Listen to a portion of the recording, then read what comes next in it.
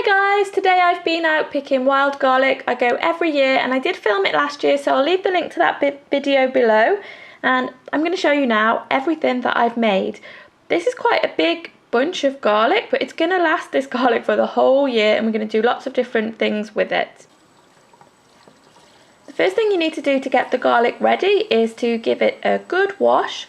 So I usually just put a sieve underneath and rinse each leaf off. After it's all washed, I cut the stalks off the leaves and separate out the flowers. Now the stalks can be a little bit tough, so I blitz them up in the NutriBullet with a little bit of water, and then I freeze that pulp in an ice cube tray, and then these little garlic ice cubes you can add to stocks, soups, anywhere where you would normally add a clove of garlic, you can put one of these in.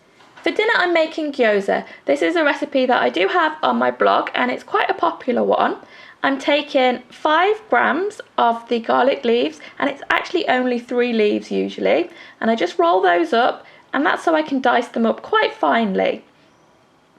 And then I mix the diced garlic with pork mince and pepper, and this makes the filling of the gyoza. So a gyoza is a little dumpling, and I use these gyoza wrappers that I get from the local Asian grocery.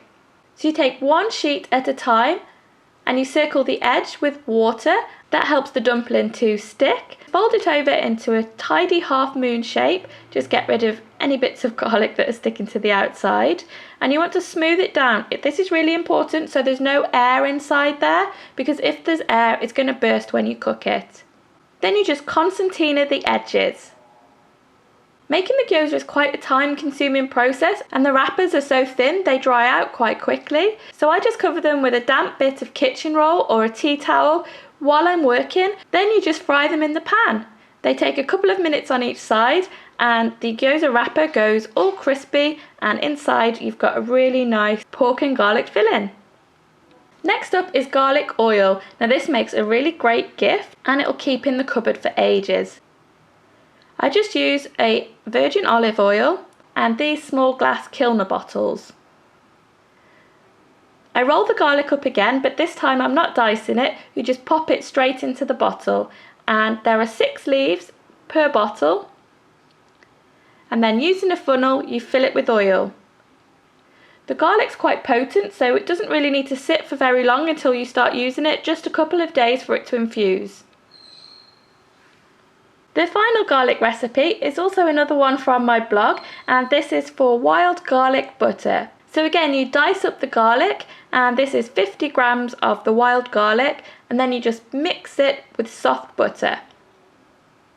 I always freeze my garlic butter in serving sizes, so to do that you're going to make a little sausage of butter. Put half of the butter onto a sheet of cling film and then you just roll it up. If there are any air bubbles in there, just smooth those out. Tighten off the ends and pop that into the fridge. Leave it in the fridge to firm up for about 20 minutes, and then you can cut it into discs and then freeze those individually. And these are some that I already had in my freezer. I didn't get round to using the flowers right away. Normally what I would do is blitz them up with some pine nuts and make a pesto. But even if you don't use them, if you pop them into some water, they keep great on the side, and then you can use them as a garnish to put them on top of steaks or into salads. I'd love to know what recipes you make with your wild garlic. Thanks for watching, guys.